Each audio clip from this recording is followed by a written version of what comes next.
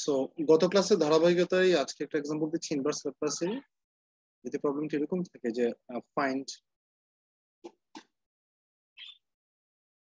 Inverse Laplace of 3s plus 1 divided by s minus 1 into s square plus 1, যে এই যে ফাংশনটা দেওয়া আছে এই ফাংশনটা কি বের করতে হবে, ইনভার্স ল্যাপ্লাস ট্রান্সফর্ম করতে হবে। তাহলে আপনারা নিশ্চয়ই জানেন যে এরকম টার্মে কিন্তু সরাসরি ইনভার্স ল্যাপ্লাস করার কোনো সূত্র নেই।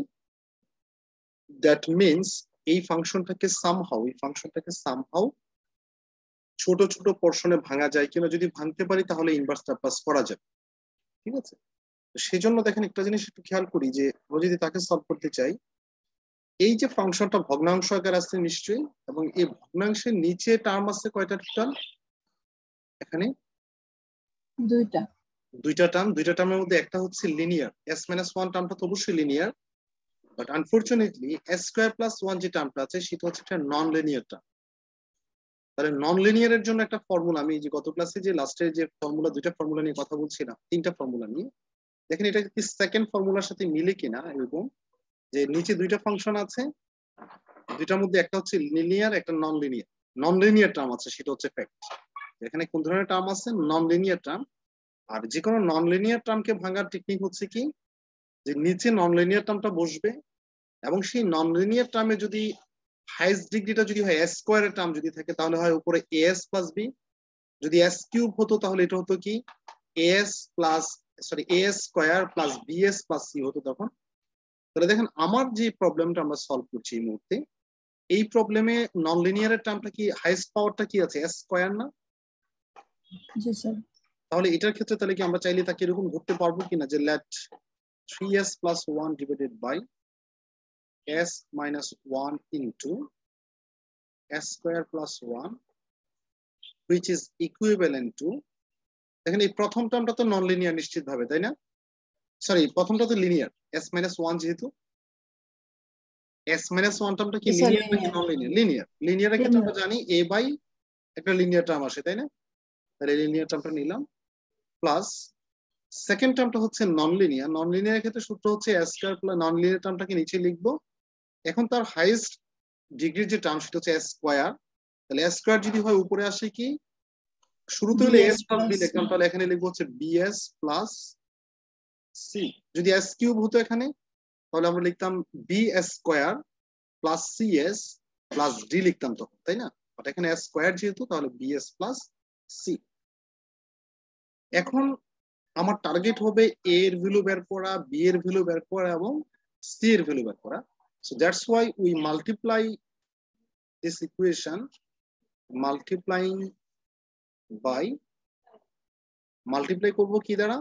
যে কোনো আংশিক ভগ্নাংশের ক্ষেত্রে এটা সত্য যে লেফট হ্যান্ড সাইডের নিচে যেটাই থাকুক না কেন সেই টার্মটা দ্বারা আমরা বোথ সাইডে মাল্টিপ্লাই করে দেব। So multiplying by s minus 1 into s square plus 1, কারণ লেফট হ্যান্ড সাইডের নিচে দুইটা টার্মই আছে, তাই না? এই দুইটা টার্মের মাল্টিপ্লিকেশন দ্বারা আমরা এই টার্মটা দ্বারা মাল্টিপ্লাই করব। সো এটা দ্বারা যদি আমরা মাল্টিপ্লাই করি লেফট হ্যান্ড সাইডে থাকবে কি দেখেন তো, যদি তার সাথে গুণ করেন যে s minus 1 into s square plus 1, a into s square plus 1। তো দেখেন চিন্তা করে বলেন এই টার্মটা দ্বারা, স্যার ওইটাতে এই পাশে থাকবে 3s plus 1। 3s plus 1, কারণ নিচে যেটা আছে যে s minus 1 ক্যান্সেল হয়ে যাবে, s plus 1 ক্যান্সেল হয়ে যাবে, থাকবে হচ্ছে just 3s plus 1 equal. Right hand সাইডে দেখেন যদি আপনি এই প্রথম ফার্স্ট যে টার্মটা আছে তার সাথে যদি এই অংশটাকে মাল্টিপ্লাই করেন তাহলে s minus 1 ক্যান্সেল হয়ে যাবে, থাকবে হচ্ছে a into s square plus 1। আর তার সাথে যদি গুণ করেন সেকেন্ড টার্মের সাথে তাহলে s square plus 1 ক্যান্সেল হবে, থাকবে হচ্ছে bs plus c into s minus 1। আমি কি বুঝতে পেরেছি এই লাইনটা? জি স্যার। তারপরেও যদি বুঝতে সমস্যা হয় আপনারা গুণ করে নেবেন, হ্যাঁ, একটা একটা গুণ করে দিয়ে কাটাকাটি করে পরে এই লাইনটা লিখি। আমি আশা করি এই লেভেলে এসে অত সমস্যা হওয়ার কথা না, তাই না? সো নাও আমরা লেফট হ্যান্ড সাইডে জাস্ট রেখে দিই, দিয়ে আমরা যদি অ্যাজ ইউজুয়াল মাল্টিপ্লিকেশন করে দিই তাহলে দেখেন তো a স্কয়ার প্লাস a আসবে কিনা, এ দ্বারা গুণ করে দিলে তাকে। আবার এখানেও যদি এরকম গুণ করি যে অ্যাজ ইউজুয়াল যে মাল্টিপ্লিকেশন জানি bs দ্বারা গুণ করে আসবে হচ্ছে bs square minus bs plus cs plus 1 is a minus c. That implies cs plus 1 which equals to s square term গুলোকে যদি একসাথে লিখতে চাই তাহলে a square plus b square আছে, s square যদি কমন না জিনিসটা আসবে এরকম যে a plus b into s square, তাই না? s square কমন নিলে যে দুইটা টার্ম থেকে। জি স্যার। এবার আসেন s এর টার্ম কোথায় আছে? cs আছে আর হচ্ছে মাইনাস bs।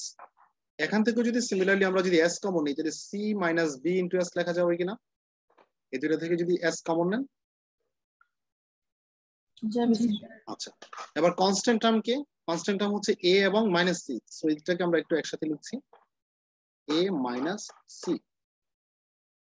তাহলে দেখেন আপনারা, আমি জানি না সেটা জানেন কিনা, যে দুইটা টার্ম কখন ইকুয়াল হয়। আপনারা অবশ্যই এটা করেছেন, ইয়েতে করেছেন নিশ্চিত ভাবে, আপনার উচ্চ মাধ্যমিক পর্যায়ে বিশেষ করে যখন জটিল সংখ্যার চ্যাপ্টারটা পড়েছেন সেখানে আপনারা লিখতেন একটা লাইন, এটা কমন সবাই লিখতো, যে বাস্তব ও অবাস্তব অংশকে সমীকৃত করে পাই। মনে আছে যে real part equals to real part, imaginary part equals to imaginary part. G sir, সহগ সমীকৃত করতেন না? আসলে দুইটা কমপ্লেক্স নাম্বার, দুইটা টার্ম তখনই সমান হবে যদি বাম দিকের রিয়েল পার্ট এবং ডান দিকের রিয়েল পার্ট সমান হয়। বাম দিকের ইমাজিনারি পার্ট মানে অবাস্তব অংশ যেটা, ডান দিকের অবাস্তব অংশ তারা যদি সমান হয় তাহলেই দুইটা জটিল সংখ্যা সমান।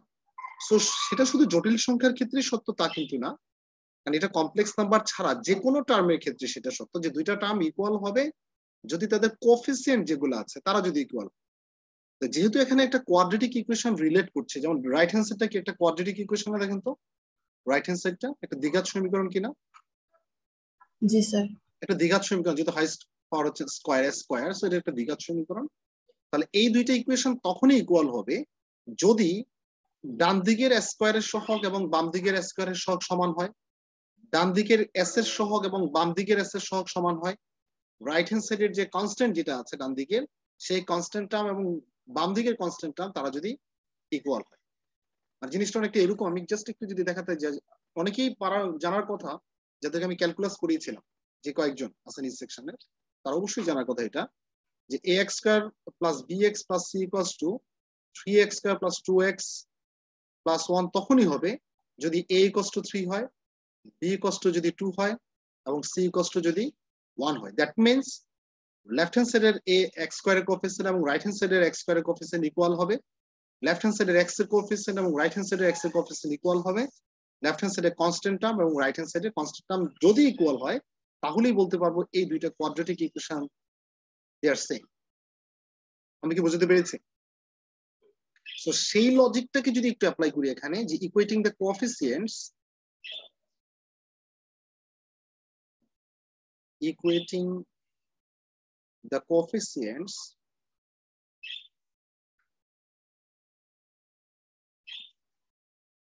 of s square s and constant term,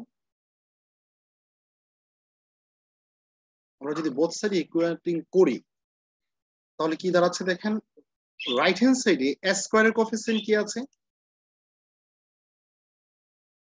ডান দিকে s স্কয়ারের সহগ কি আছে, a প্লাস b। বাম দিকে কি s স্কয়ার নামক কোনো টার্ম আছে? 0 হবে। তাহলে তার কোএফিসিয়েন্ট 0 বিদায় সে নাই, so a plus b equals to 0। আমরা ধরে নিচ্ছি this is equation 1। Then s এর কোএফিসিয়েন্ট কি আছে ডান দিকে, c minus b, আর বাম দিকে s এর কোএফিসিয়েন্ট হচ্ছে 3, তাহলে আমরা c minus b equals to বলতে পারি 3। আমরা ধরে নিচ্ছি this is equation 2। নাও এখানে কনস্ট্যান্ট টার্ম আছে রাইট হ্যান্ড সাইডে a minus c আর লেফট হ্যান্ড সাইডে আছে হচ্ছে 1, তাহলে a minus c equals to 1। তাহলে আমরা কয়টা ইকুয়েশন পেয়েছি? 3টে ইকুয়েশন আসছে আমার।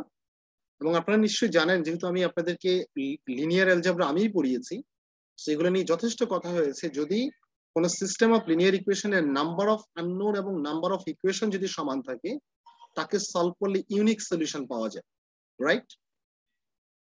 আমার এখানে আননোন কয়টা ছিল? 3টা না, এ বি সি, কারণ আমার 3টে কনস্ট্যান্ট বের করাই কিন্তু টার্গেট। আমরা যে ধরেছিলাম এখানে, যে এটা সমান যেটা ধরেছি, আমার টার্গেট কিন্তু আলটিমেট গোল কিন্তু এ বি সি এই 3টা ভ্যালু বের করা। তাহলে 3টা ভ্যালু বের করার জন্য আমরা কয়টা ইকুয়েশন পেয়েছি ফাইনালি? 3টে ইকুয়েশন 3টা পেয়েছি।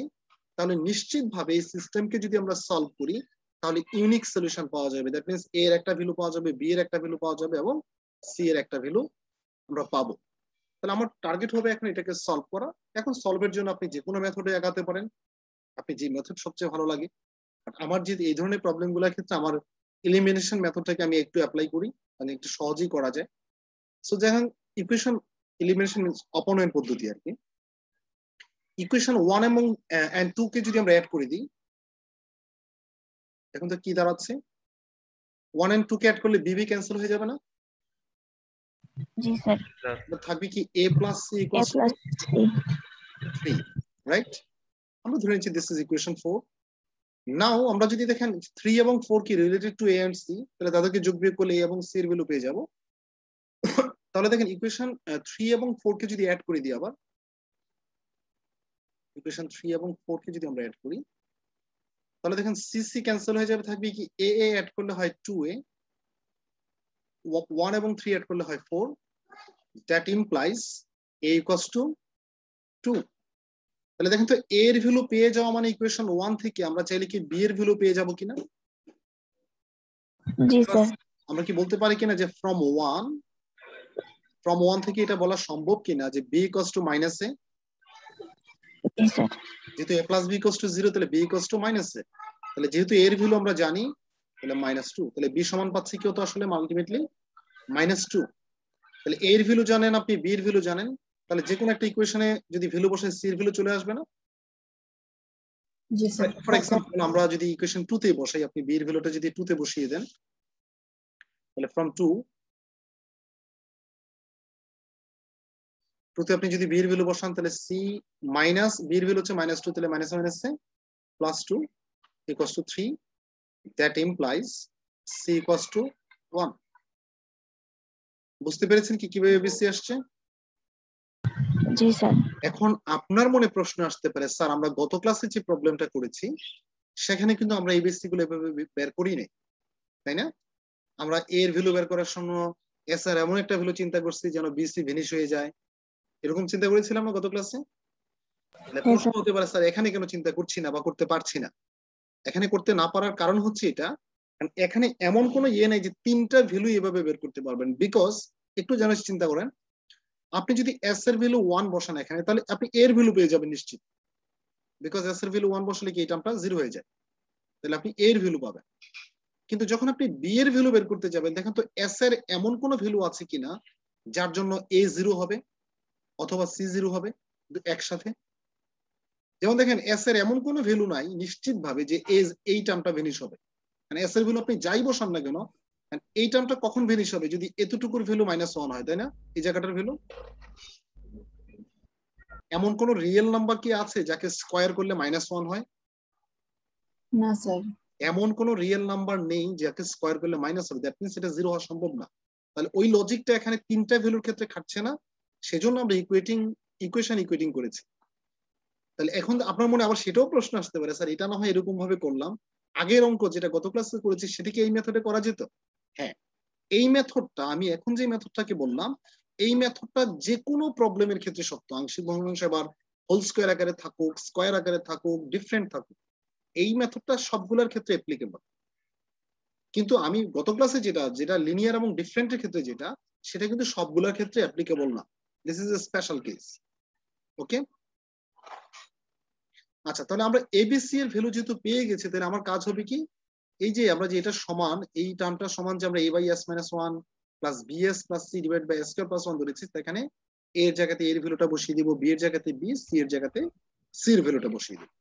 দ্যাট মিন্স আমরা ধরছি মূলত আমরা এখন, তাহলে আমার টার্গেট হবে বের করা, আমাকে যদি বের করতে বলা হয়েছিল যে inverse Laplace of s 3s plus 1 divided by s minus 1 into s square plus 1, এবং আমরা এটা সমান ধরেছিলাম a by s minus 1, তাহলে এর ভ্যালু পেয়েছি আমরা 2, তাহলে 2 by s minus 1 প্লাস ছিল হচ্ছে bs plus c, তাহলে b এর ভ্যালু হচ্ছে -2, তাহলে -2s প্লাস c এর ভ্যালু হচ্ছে 1 divide by s square plus 1। এটাকে লিখতে পারবো চাইলে, জাস্ট a এর জায়গাতে a এর ভ্যালু বসাইছি, b এর জায়গাতে b, c এর জায়গাতে c এর ভ্যালু বসাইছি। তাহলে তাকে ইনভার্স ল্যাপ্লাস করা যে কথা, এটাকে ইনভার্স ল্যাপ্লাস করা একই কথা। ইনভার্স ল্যাপ্লাস করার আগে জাস্ট একটু ছোট করার চেষ্টা করছি এভাবে, যেমন দেখেন ইনভার্স ল্যাপ্লাস অফ 2/s-1 আমরা এটাকে লিখতে পারবো। কিন্তু এই অংশটাকে চাইলে আরো ভাঙা জমবে কিনা, plus minus 2 into s divided by s square plus 1 plus 1/s square plus 1, এরকম কি লেখা যাবে চাইলে? যাবে স্যার। ওই যে minus 2s divided by s square plus 1 plus 1/s square plus 1, এই যে minus 2s by s square plus 1 plus 1/s square plus 1, সরাসরি সূত্রই করা যায়। এখন দেখেন এটাকে আনার কারণ ছিল আগেরটাকে আমরা করতে পারতাম না, কিন্তু এখন চাইলে ইজিলি ইনভার্স ল্যাপ্লাস করা যাবে, বিকজ ফার্স্ট পোরশন যেটা আছে দেখেন 2 তো কনস্ট্যান্ট, 2 কে আপনি রেখে দেন, 1/s-1, দেখেন তো এটা কি 1/s-a আকারে আছে কিনা? জি স্যার। তাহলে ইনভার্স ল্যাপ্লাস অফ 1/s-a কিসের সূত্র? e টু দ্য পাওয়ার 80 না? তাহলে এখানে a এর ভ্যালু কত? 1, s minus a, তাহলে a এর ভ্যালু হচ্ছে 1, তাহলে e to the power t হওয়া উচিত কিনা দেখেন তো, প্রথমটাকে ইনভার্স ল্যাপ্লাস করলে 2 into e to the power t হওয়া উচিত কিনা? e to the power at, that means e to the power 1 into t, 1 into t তো মানে t, তাই না? এবার আসেন এখানে মাইনাস 2 হচ্ছে কনস্ট্যান্ট রেখে দিলাম, s by s square plus 1 কে 1 স্কয়ার বলা যাবে কিনা? 1 যাবে। তাহলে s by s square plus a square কিসের সূত্র? cos 80 cos 80, তাহলে cos 80 এর ভ্যালু কত? 1 স্কয়ার, যেহেতু এর ভ্যালু হচ্ছে 1, তাহলে cos 80, তাহলে 80 এর ভ্যালু 1, তাহলে cos t, রাইট? এবার আসেন প্লাস এই অংশটাকে দেখেন তো এরকম চিন্তা করা যায় কিনা যে 1/s square plus 1 square, sin 80 sir. তাহলে এটা sin 80 সূত্র, তাহলে sin G sir. t, so this should be the answer. বুঝতে পেরেছেন? জি স্যার। তাহলে দেখেন আপনি যখন ছোট করেন প্রথমটাকে, এই যে এটাকে সরাসরি ইনভার্স ল্যাপ্লাস করা যাচ্ছিল না, কোনো সূত্র নেই, তাকে যখন আমরা আংশিক ভগ্নাংশে ভাঙলাম ছোট পোরশন হয়ে গেল, সরাসরি সূত্রে মিলে যাচ্ছে, তাই না? আংশিক মানে ইনভার্স ল্যাপ্লাসের যে ফর্মুলাগুলো আমরা জানি ডিরেক্ট ফর্মুলা এসে পড়ে যাচ্ছে। তাহলে চাইলে এগুলো করা যাবে না এই ধরনের প্রবলেম আসলে? যদি আরো 2-4টা আপনারা নিজেরা দেখেন, শর্ত প্রযোজ্য, সেটা ছোট্ট করে যদি বলি, কন্ডিশন এখানে অ্যাপ্লাই আছে যে আপনাদেরকে একটু বাসায় করতে হবে, কারণ 2-4টা প্রবলেম শুধুমাত্র আমার লেকচার নোটের উপর ভিত্তি করে যদি নিজেরা 2-1টা না করেন তাহলে দিস ইজ নট সাফিসিয়েন্ট, ওকে? আর যেহেতু ম্যাথামেটিক্স প্র্যাকটিসের কোনো বিকল্প নেই,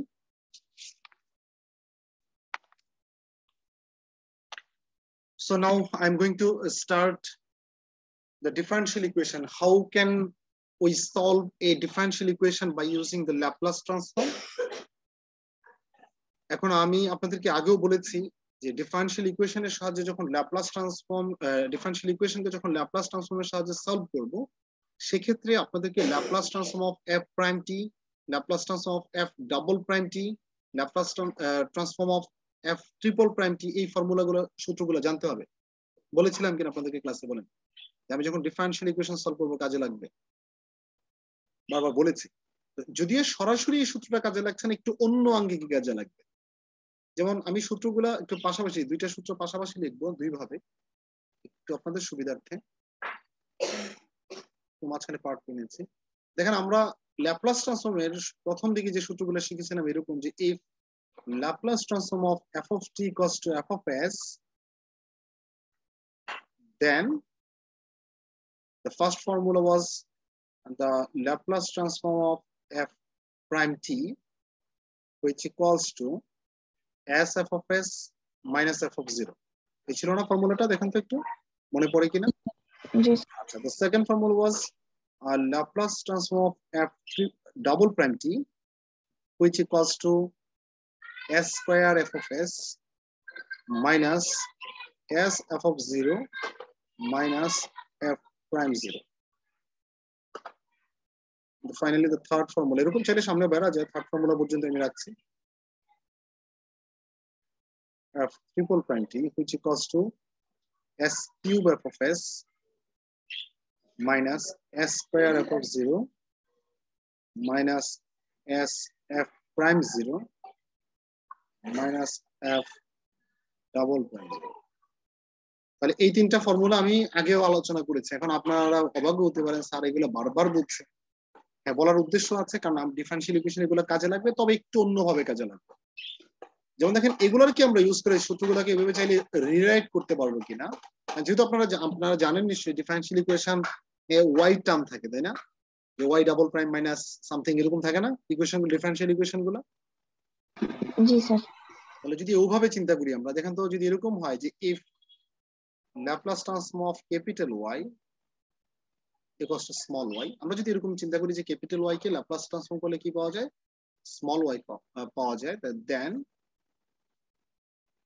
Laplace transform of capital Y prime, current চলে গেছে আমার,